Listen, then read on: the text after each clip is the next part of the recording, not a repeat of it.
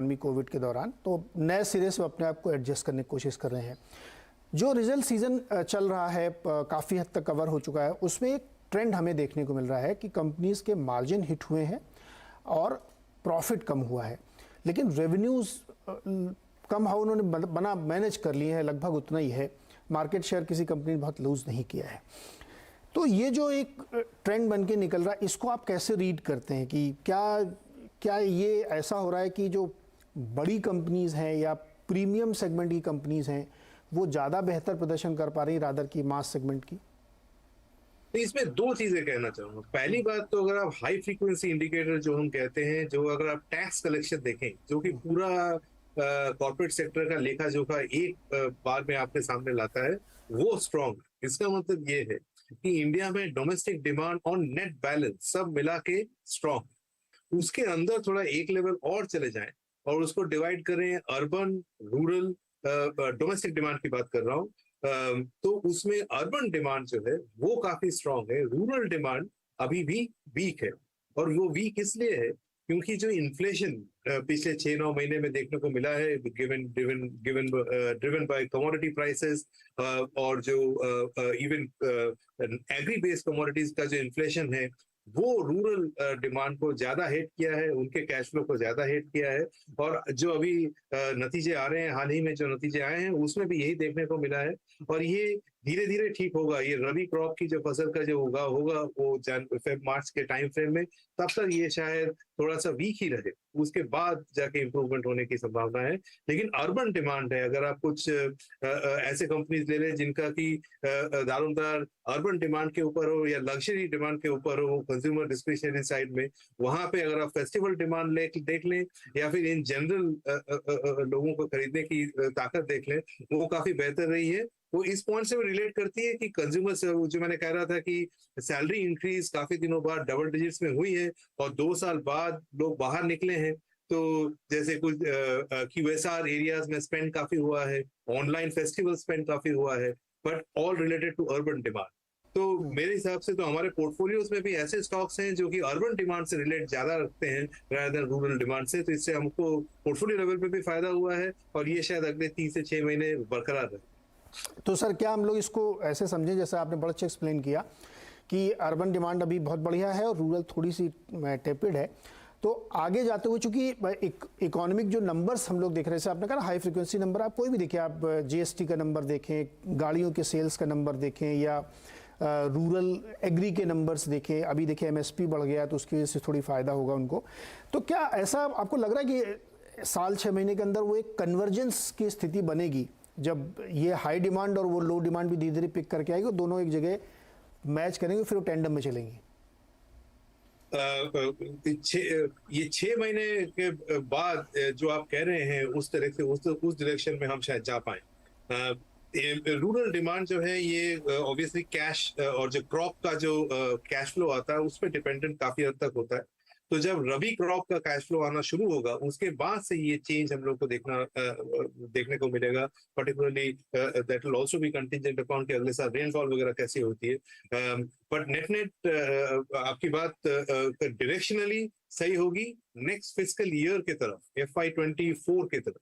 अगले 3 से महीने जैसा हम देख रहे हैं शायद ऐसा ही चले। ओके, तो इस परिस्थिति में, इस माहौल में हमने प्रेम्बल सेट किया जिससे कि हम अब फंड की बात कर सके। तो ऐसे में मिड कैप फंड, ऐसा जनरली लोग कहते हैं कि देखो, बहुत मोटा पैसा अगर बनाना, अच्छा CAGR हासिल करना, तो आपको मिड कैप में ध्यान देना चाहिए। लेकिन इंडिविजुअली आप ध्यान देंगे तो आपकी गलती के चांसेस बहुत बड़े होते हैं, क्योंकि आप उतनी पढ़ाई नहीं कर पाएंगे, उनका यूनिवर्स बहुत बड़ा, चूज़ करना मुश्किल है। तो फिर हमें त्रिदीप सर जैसे फंड मैनेजर्स के पास जाना चाहिए, जो हमारे लिए मेहनत करेंगे। तो क्या ये मेरी सोच सही है कि अगर आपको बड़ा पैसा, बड़ा अच्छा रिटर्न कमाना है, तो मिड कैप फंड एक बेहतर आइडिया है? एज ऑलवेज आपने शुरुआत बहुत अच्छे क्वेश्चन से की है, तो इसका मैं थोड़ा सा कॉन्टेक्स्ट पहले सेट करता हूँ, फिर मिड कैप फंड के स्पेसिफिक्स में आते हैं। सो मेरे ख्याल में ये आपके निवेशकों के लिए काफी बेहतर होगा। तो अगर आप निवेशकों को अगर आप 2 बकेट्स में डालें, उसमें से एक होते हैं थोड़े से रिस्क अवर्स, जिनको मार्केट थोड़ा सा 2-3% गिर जाए तो नर्वसनेस होती है, पैसे निकालने की बात होती है। तो उनको थोड़ा रिस्क अवर्स फंड्स की तरफ ध्यान करना चाहिए, जैसे कि अब फ्लेक्सी कैप फंड हुआ या फिर large and mid cap fund हुआ, इस तरीके के फंड्स में जो थोड़े से रिस्क को ध्यान में रख के ज्यादा चलते हैं। लेकिन कुछ इन्वेस्टर्स होते हैं, जैसा आपने फरमाया, कि जिनका आउटलुक थोड़ा लॉन्ग टर्म होता है, 5 से 10 साल का होता है, और जिनको अल्फा क्रिएशन में ज्यादा ध्यान होता है, वेल्थ क्रिएशन में ज्यादा ध्यान होता है, particularly may be younger customers या not necessarily younger customer, but जिनका भी आउटलुक थोड़ा ज्यादा, उनके एसेट एलोकेशन में मिड कैप फंड जो है एक इम्पोर्टेंट कंपोनेंट होना चाहिए उनके पोर्टफोलियो में। वो इसलिए क्योंकि मिड कैप फंड जो है कुछ हद तक एक स्वीट स्पॉट है। स्वीट स्पॉट इस तरीके से कि जो स्मॉल कैप कंपनीज होती हैं वो इवॉल्व होकर मिड कैप फंड्स में आती हैं और आगे चल के लार्ज कैप बन जाती हैं। ये होता है टिपिकल कंपनीज का लाइफ साइकिल। इसमें मिड कैप फंड में जो अल्फा क्रिएशन का कंपोनेंट होता है वो सबसे ज्यादा होता है। स्मॉल कैप कंपनी से जब वो मिड कैप कंपनी बना तो उसने अपनी क्रेडेंशियल्स एस्टैब्लिश करी और इन मेनी वेज जो अर्निंग्स ग्रोथ का हायर ट्रेजेक्टरी है वो जब तक वो मिड कैप रहता है उसमें कैप्चर होता है। तो थोड़ा सा अगर लॉन्ग टर्म आउटलुक लेके चले तो इस कैटेगरी में इन्वेस्टमेंट इन्वेस्टर्स के लिए काफी फायदेमंद हो सकता है। ये मेरा पहला प्रिटेक्स्ट होगा in the context of why people should look at mid cap funds from a medium term standpoint. Okay तो सर आपने अपने मिड कैप फंड में आपके फंड की बात करते ज़्यादातर इसमें अब फिनेंशियल्स हैं, कैपिटल गुड्स है, केमिकल्स है, ये मैं उसी क्रोनोलॉजी में बता रहा हूँ जिसमें आपने वेटेज दे रखा उनको। फाइनेंशियल सर्विसेज में बहुत लोग बुलिश हैं और शायद उसका कारण यह है कि 28 महीने के लोस पे एनपीएस चल रहे हैं सारी फाइनेंशियल सर्विसेज, बैंकों खास तौर पे। तो ये एक क्या double triple balance sheet clean, company की भी क्लीन, बैंक की भी क्लीन और सरकार की भी बैलेंस शीट खराब नहीं, ठीक ठाक है सब कुछ। तो मुझे इन दोनों का रैशनल बताइए, बैंकिंग और कैपिटल गुड्स पे इतना ज़्यादा आपका बेट क्यों है? सर्वप्रथम तो ये कि जैसे मैंने कहा अगले 3 से 5 साल में इंडिया में कैपेक्स साइकिल देखने को मिल सकता है और कैपेक्स साइकिल देखने को मिलेगा तो इंडस्ट्रियल्स और कैपिटल गुड्स तो बेहतर करेंगे। तो I have just put where my money where my what I am saying, और ये मुझे लगता है कि काफी सालों बाद आया है तो ये हमारा मीनिंगफुल ओवरवेट है। दूसरा ये कि अगर कैपेक्स साइकिल होगा तो उसको फंड करने के लिए आपको फाइनेंशियल लेंडिंग की भी जरूरत पड़ेगी।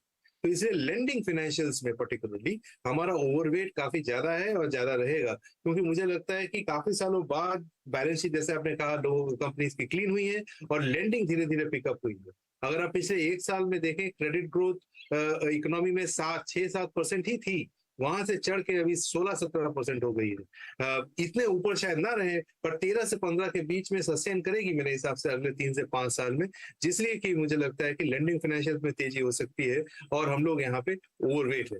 तो ये मेन कारण है हमारे दो सेक्टर्स में cyclically oriented, domestic demand oriented overweight होने। तदीप सर, क्या ब्याज दर बढ़ने से कोई डर नहीं है? ब्याज दर बढ़ने से इंक्रीमेंटली थोड़ा फर्क पड़ेगा, लेकिन अगर आपको इसका ऐसे में जवाब दूं कि इंडिया में ऐसा समय भी आया है जब 12% ब्याज दर है और डिमांड बहुत तेजी में था, और ऐसा भी समय गया है जब 4% ब्याज दर था लेकिन लेने वाला कोई नहीं। सो अल्टीमेटली खेल डिमांड का है। मेरे हिसाब से अभी डिमांड काफी स्ट्रांग है और जहां तक मुझे समझ आता है अगले 3 से 5 साल में डिमांड स्ट्रांग रहेगा। इंक्रीमेंटली रेट इंक्रीज से थोड़ा बहुत इम्पैक्ट पड़ेगा, बट ये रेट इंक्रीज उतना नहीं हुआ है जिससे कि डिमांड डाई डाउन होना शुरू हो जाए। तो मेरे ख्याल में अभी हमारे पास मीनिंगफुल टेलविंड है और ये अगले से 1-2 साल तो डेफिनेटली रहेगा। सर आपने ना बिजनेस सूत्र बता दिया कि डिमांड है तो फिर ब्याज दरों का